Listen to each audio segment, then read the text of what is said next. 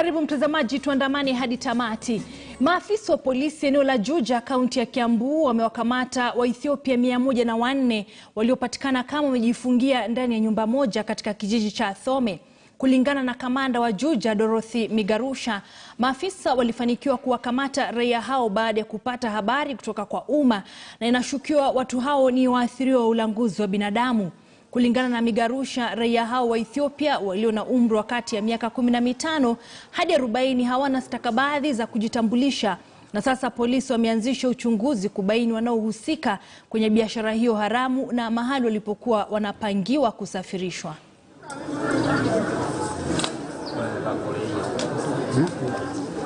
Kuangalia nikaona waya za stima zimetolewa na tukashindwa hawa watu ni watu wa aina gani, sababu si watu wa Kenya, ni watu ambao hawaeleweki ni kazi gani ambayo wamekuja kufanya hapa. Sisi tuliweza kuwajua na watu wakatupigia simu wakatuambia kuna watu ambao wameonekana wakiruka kwenye ukuta na tukaweza kuwakimbiza. Tuliweza kushika watu 6, lakini kulingana na mambo ambavyo yameendelea ni kwamba walikuwa ni 15. Leo mwendo wa asubuhi tulipata ripoti kutoka kwa wananchi wema, wakatuambia kwamba kuna mahali wanashuku kuna biashara inaweza kuwa inaendelea yenye wanaishuku katika ile hali ilikuwa inafanyika, sababu anasema wakati mwingine kuna magari zinaingia zikitoka. So police officers tumeweza kufika hapa maeneo ya Matangi. Ni watu 104 wako wa miaka kati ya miaka 15 na miaka 40, na tunashuku kwamba wanaweza kuwa wametoka nchi jirani, nchi ya Ethiopia, na tunashuku hii ni mambo ya ulanguzi ya watu ama human trafficking.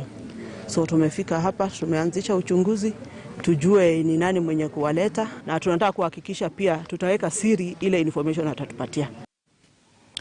Familia ya mfungwa aliyefariki katika korokoro ya kituo cha polisi cha Pangani katika hali ya kutatanisha imekanusha madai ya polisi kuwa Robert MURIITHI alianguka na kuaga. Familia hiyo inasema kuwa mwili wa jamaa huyo una majeraha kichwani, kwenye mguu na mkono, huku wakitaka polisi waeleze kilichotokea katika korokoro hiyo. Nduguye marehemu anadai kuwa alifika siku ya Jumamosi na Jumapili katika kituo cha polisi cha Pangani kuulizia hali ya jamaa wake, ila hakupewa ruhusa. Mwili wa marehemu unahifadhiwa katika makafani ya maiti ya City ukisubiri kufanywa upasuaji wa kubaini kiini cha kifo chake. Hiyo siwezi amini. Juu hakuna vile unaweza anguka huku kwa mikono imekata huku, kwa mguu gosti imeraruka huku kwa kichwa. Hiyo ni kuanguka kweli? Hiyo ni kuumizwa hiyo. Na huko kwa sero. Hata mimi nitoka nyumbani Sunday ndio nikuje nimtoe mande. Kwa na pare nikaambiwa nilipe 300. Nilikuwa niende Makandara ndio nimkujie. Sasa hii ni mambo gani hiyo? Kitu tunafanya naye kazi, tunauza makaa pale Desai. Na ni mtu tunajuana naye vizuri, si mtu wa fujo, si mtu wa nini, lakini alishikwa tu hivyo na maaskari, akaenda akaandikiwa social distance huko Pangani, akapigwa fine ya 200, na kwa sababu masaa ilikuwa imeenda hiyo Friday alipigwa fine kitu kama saa 9 hivi. Sasa hii Saturday kuna watu walienda kumwangalia huko police station kwa sababu ageenda kulipiwa fine Saturday. Sasa tulikuwa tunaambiwa tuende tulipe fine huko Makandara. Sasa hata jana jioni ndugu yake akaenda huko akaambiwa aende alipe fine. Mimi nikaenda huko tukaandikiwa karatasi tuende tukalipe fine huko Makandara. Hata saa hii asubuhi tulienda huko, lakini hiyo ni kitu tulikuja kuona kwa social media. Tukaona ati Robert, wamesema ati Robert MURIITHI alicorrupt kwa police station na akakufa. Na tunatumai kwamba familia hiyo itafahamu kweli na kupata haki kuhusiana na kisa hicho. Kwengineko, mwanapatholojia mkuu wa serikali Daktari Johansen Oduor ni miongoni mwa mashahidi zaidi ya 30 walioorodheshwa kwenye kesi ya mauaji ya SHARON Otieno, ambapo gavana wa Migori Okoth Obado pamoja na washukiwa wengine 2 wanakabiliwa na mashtaka ya mauaji hayo. Marehemu SHARON aliyekuwa na umri wa miaka 48 aliuawa kinyama akiwa mjamzito mwaka 2018. huku mwili wake ukitupwa msituni Homa Bay. Kesi hiyo imerejelewa hii leo baada ya kusitishwa wiki iliyopita ili kuwaruhusu washukiwa kufika kotini.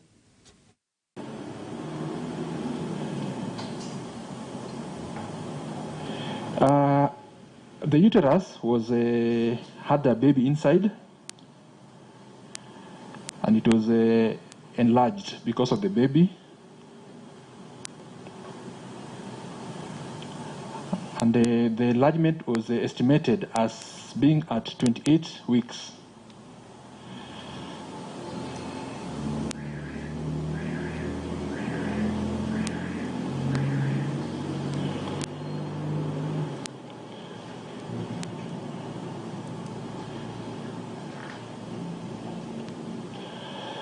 There was a stab wound on the left upper part of the uterus.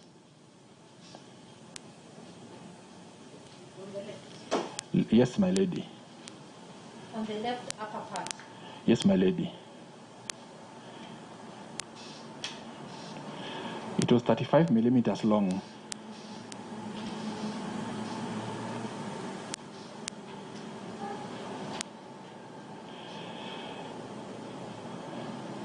There was a dead fetus within it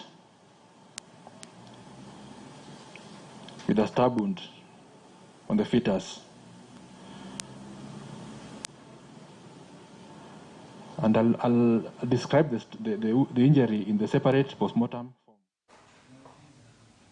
Ama kweli mtazamaji, ni kesi ambayo iliibua hisia chungu nzima mwaka 2018. Bila shaka awali nilisema kwamba SHARON alikuwa na umri wa miaka 48 lakini ni umri wa miaka 28. Kesi ambayo tutakuwa tunaifuatilia na kukupasha zaidi kwenye taarifa zetu za mwendo wa saa 1 na vile vile saa 3. Zoezi la kuwatafuta makamishna wanne wa IEBC limeingia wiki ya pili hii leo.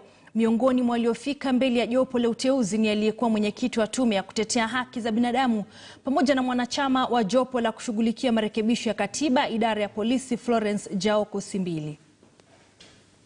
Now, lastly, security is a major concern among us employees of IEBC and the electorate during an election period.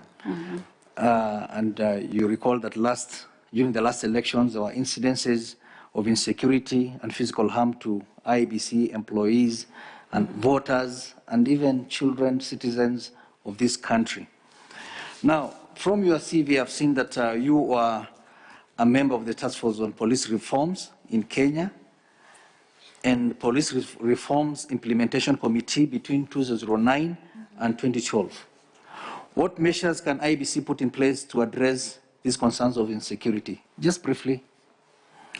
Okay, so within the law allows for IEBC to work closely with the national police. Actually, under the law, any officers who are seconded to the IEBC during elections are under their direct control. So I think that there's need for, I don't know if there's need for better clarity because I'm not an insider in IEBC, but how they exercise that control over their officers who are seconded to IEBC during an electoral process. But security also means it's not just those officers who are seconded to IEBC.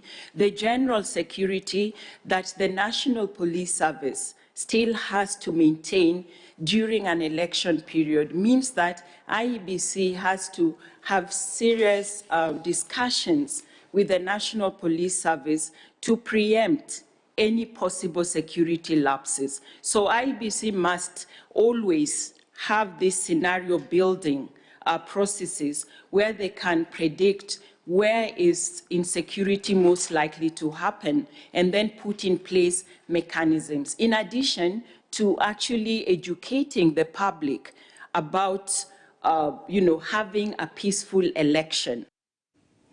Na ikiwa ni siku ya mwisho ya kampeni katika eneo bunge la KIAMBAA na wadi ya Muguga, leo vyama vikuu vya Jubilee na UDA vimekita kambi kujaribu kutafuta uungwaji mkono siku za mwisho. Uchaguzi mdogo wa KIAMBAA utafanyika Alhamisi hii ya tarehe 15. Mwanahabari wetu Emmanuel To amefuatilia taarifa hiyo. Asante sana, ni dakika za lala salama hapa katika eneo la KIAMBAA pamoja pia na wadi ya Mogoga, ambapo wale ambao wanagombea viti tofauti katika maeneo hayo wanaendelea kutafuta kura na kuchakura katika maeneo tofauti kutafuta uungwaji mkono. Manake kulingana na kalenda ya IEBC, shughuli ya kuweza kutafuta kura ama kupiga kampeni inafaa iweze kukamilika saa 48 kabla ya siku ya kuweza kupiga kura ambayo ni siku ya Alhamisi. Na katika eneo hili la KIAMBAA kumekuwa na shughuli nyingi, kumekuwa na watu wengi ambao wameweza kujitokeza. Kama unavyoona hapa nyuma, kuna wengi ambao wameweza kufika, wengi ambao wanaunga mkono baadhi ya viongozi ambao wanatafuta uungwaji katika eneo hili. Kuna wagombea wawili wakuu katika eneo hili. Kuna mgombea wa chama cha Jubilee Kariri Njama pamoja na yule wa chama cha UDA kinachohusishwa na naibu wa rais William Ruto ambaye ni John Jogona Wanjiko, ambaye pia yuko mbioni kuweza kumrithi mbunge wa eneo hili wa zamani ambaye aliweza kuaga dunia mnamo mwezi wa Machi mwaka huu. Na tunatarajia kwamba utakuwa ni ushindani mkubwa kabisa, si tu kwa Rais Uhuru Kenyatta peke yake, bali pia kwa naibu wake William Ruto, ambaye tu siku chache ama miezi miwili iliyopita aliweza kuwa na jamaa ambaye aliweza kushinda katika eneo bunge la Juja, ambaye ni mtu ambaye aliweza kuhusishwa na mbunge wa Gatundu Kusini Moses Kuria, ambaye aliweza kushinda katika kiti hicho. Na chama cha Jubilee kimeweza kuduwazwa katika michuano ama katika mapambano matatu ambayo yameweza kukamilika. Na siku ya leo ama katika siku ya Alhamisi ambapo shughuli hii itakapokuwa ikifanyika, tunatarajia kwamba ni shughuli ambayo ni ile ambayo inasema ndovu kumla mwanawe. Manake tunatarajia kwamba chama cha Jubilee kitakuwa mbioni kutafuta uungwaji mkono. Ni hayo tu kwa sasa. Macho yote sasa atakuwa anaangaziwa siku ya Alhamisi ambapo upigaji kura utakuwa unafanyika kutoka maeneo haya yote, kutoka eneo bunge la KIAMBAA na pia katika wadi ya Mogoga. Kuna ushindani mkubwa sana ambapo tunatarajia kwamba wale ambao watakuwa wanahusika katika shughuli hii watakuwa wanaandaa uchaguzi ulio huru na haki kwa maana ya IEBC. Kwa hivyo ni hayo tu kwa sasa, kwako studioni. Shukran sana Emmanuel Teo kwa taarifa hiyo. Wenyeji wa eneo linalozingira Ziwa Victoria wameshauriwa kujihusisha na aina mbalimbali ya kilimo ili waweze kujiimarisha kiuchumi. Akizungumza katika kaunti ya Kakamega, waziri wa ugatuzi Eugene Wamalwa amesema wakulima wengi haswa eneo la magharibi wamejihusisha na kilimo cha miwa, lakini wakati ni sasa wa kubadilisha mtindo huo. Gavana wa Kakamega Wycliffe Oparanya amesema kilimo cha samaki kina uwezo mkubwa wa kuimarisha uchumi wa wakulima wengi.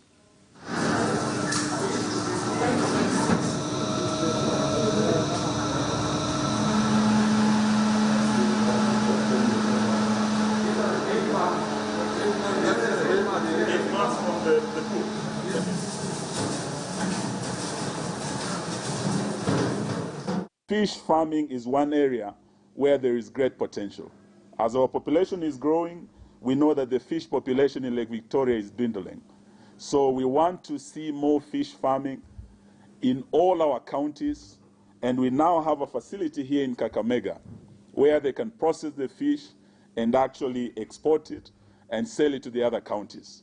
With a high population density, majority of our farmers have a small parcel of land, which means agriculture can only be practiced at subsistence level. Fish farming, therefore, offers the best alternative as it requires less space, but with high returns. It is a huge market. It's 27 countries. It is a market that is bigger than the United States. But we all have the same rules and regulations for import of foodstuff, from Sweden and Finland in the north to Cyprus and Greece and Portugal in the south. This factory is up to standard for export to this enormous market. Washikadau mbalimbali wanahimiza kubuniwa kwa sheria ambazo zitakabiliana na dhuluma za jinsia katika kila kaunti.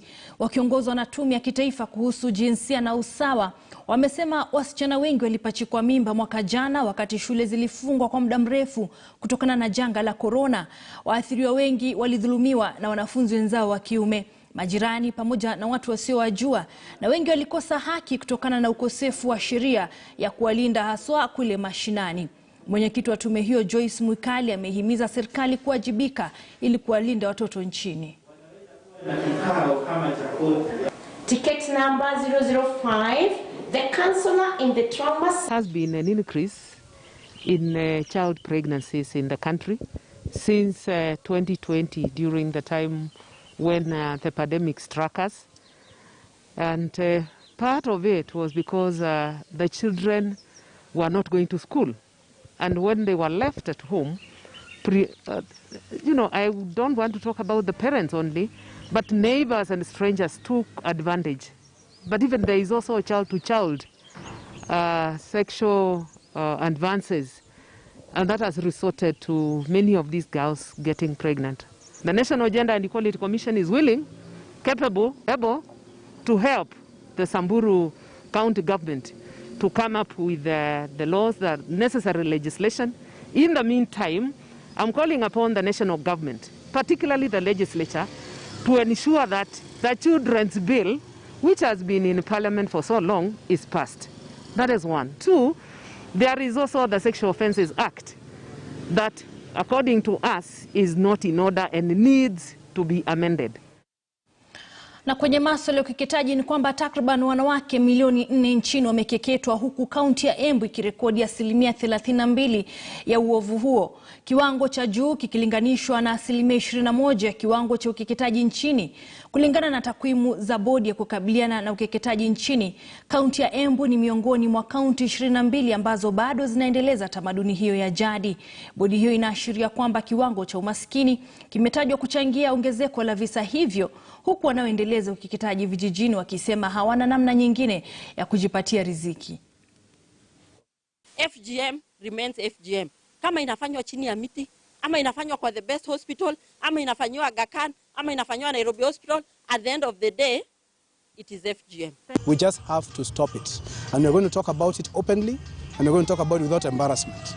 This is something which is hushed about, it is talked about in low tones, it is arranged quietly in our homes and our villages, and we have to come out very strongly and say it is time this business stop. To the young men, it is wrong. If you really just want a woman ambaye amekeketwa, that's really, you're taking something out of a woman's body, and then for the young men, you're championing more for it.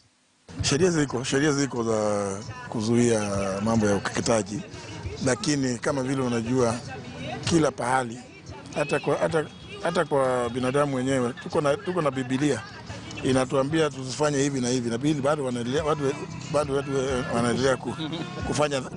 kufanya dhambi. Kwa hivyo sio kukosa sheria ziko, na mimi nashukuru vile watu wetu wa administration wanafanya kazi kuhakikisha kwamba mambo ya ukeketaji yawe mambo ya kaburi ya sahau. Na bila shaka swala ambalo tutakuwa tunalizamia kwa kina mwendo wa saa 12 kwenye kipindi Jukwaa la KTN, kwa hivyo usipitwe mtazamaji. Kwingineko, naibu gavana wa kaunti ya Kirinyaga Peter Ndamberi amekiri kwamba serikali ya kaunti hiyo ilifanya kosa kubwa kuwapiga kalamu zaidi ya wafanyakazi wa afya 300 ambao walishiriki mgomo mnamo mwaka 2019 wakilalamikia mazingira duni ya utendakazi. Kulingana na Ndamberi, wafanyakazi wote wa afya walioachishwa kazi watarejeshwa wakati utawala mwingine utakapochukua usukani. Aidha, anasema serikali hiyo ingetumia mbinu nyingine kutatua utata huo badala ya kuwasimamisha kazi.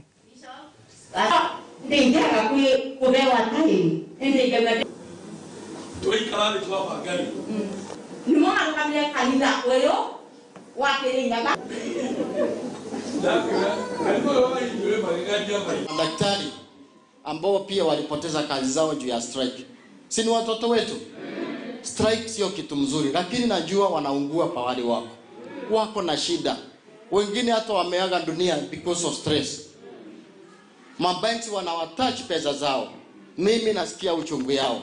Wakati ikifika inayofaa, we shall revisit, because ni watoto wetu. Nimeona walimu wakienda strike lakini hawafutwi. I am not saying that striking is good, but the negotiation ni mzuri. Uraibu wa mihadarati umetajwa kuathiri maisha ya vijana wengi katika kaunti ya Kwale. Kutokana na hilo, shirika moja la kijamii linalojihusisha na mambo ya michezo maarufu kama Samba limeanzisha mradi wa kuwasaidia vijana kwa kuondolea mafikira ya kujihusisha na uovu huo kupitia michezo. Kaunti ya Kwale ina zaidi ya waraibu 3,000 wa dawa za kulevya, huku wengi wao wakiuawa kwa kushambuliwa na umma wanapowaibia. Licha ya juhudi za serikali ya kaunti pamoja na serikali kuu kufungua vituo vya kurekebisha tabia katika eneo la Kombani, vijana wengi bado wamekosa kusaidika.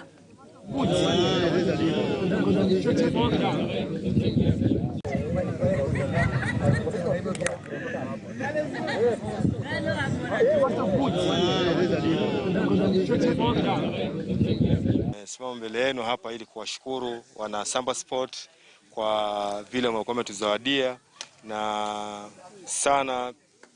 SSASAD imekaa, viongozi wake wanapiga vita drugs, mihadarati, kwa sababu ni kitu ambacho kwamba kimetuathiri sana ndani ya Ukunda, kwa sababu nitazungumzia Ukunda kwa sababu niko Ukunda.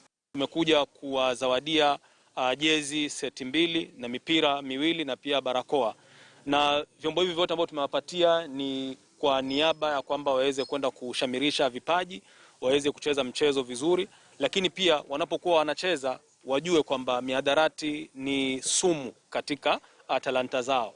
Wanapocheza wawe wanapania kucheza mchezo msafi ama clean game, na kwamba wawe wana inspire ama wanashawishi wachezaji wengine kote Kenya hii na ulimwenguni. Katika hii wiki nimekuwa kwenye timu yangu na meeting na wachezaji wote, hata nikaambia nikipata mtu anavuta bangi nitamfukuza katika hii timu kabisa, kwa sababu bangi ni kitu ambayo huwezi kucheza mpira, kwa sababu kwanza huku kwetu Coast kuna jua.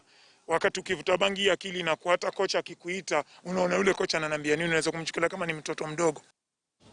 Kutoka Kwale tuelekee Migori, ambapo kituo cha kuwatunza wajane pamoja na watoto mayatima kimezinduliwa katika wadi ya Kanyasa, kaunti ya Migori, ili kuwanusuru kutokana na masaibu wanayopitia. Wakfu mmoja wa Marekani umechukua wajibu huo ili kuhakikisha wajane wanaotelekezwa na jamii, haswa wakongwe, wanatunzwa inavyostahili. Kundi hilo pia litapewa mafunzo ili liweze kujiimarisha kiuchumi.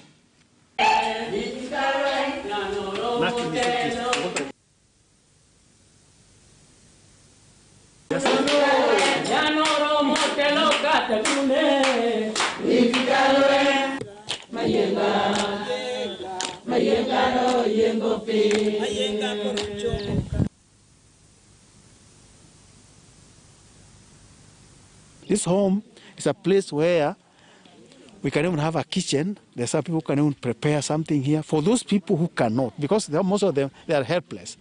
Some of them are even mentally, because right among these people who came in to benefit here, some even mentally deranged, they also have problems.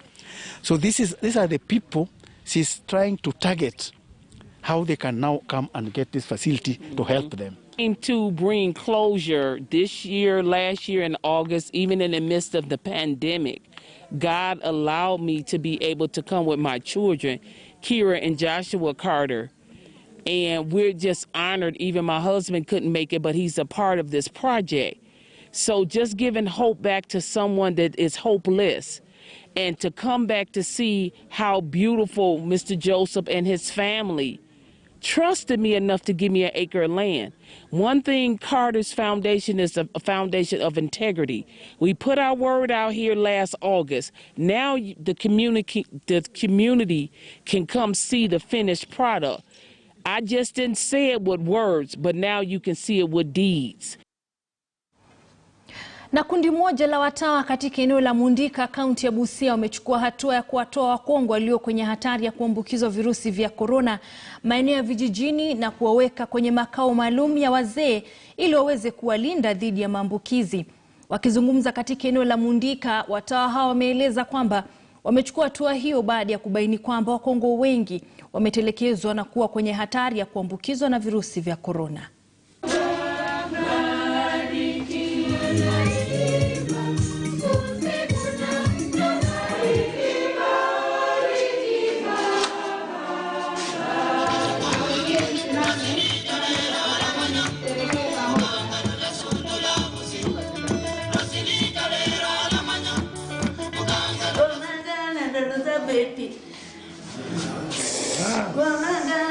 preserve everything. We thought COVID was here only for 1 or 2 months, and it goes back to normal life, but that was not the case.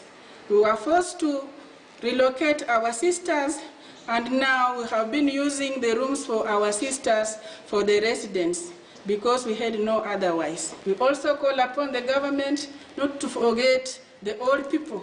We are here single-handed. We would appeal if the government could also do something for us. Kwa taarifa hiyo mtazamaji, niruhusu nipumzike kidogo, lakini nikirudi tuna mengi zaidi ambayo tumekuandalia, kiwemo kionjo cha makala yetu ya mirathi ya siasa Jumatatu ya leo, kwa hivyo usiondoke.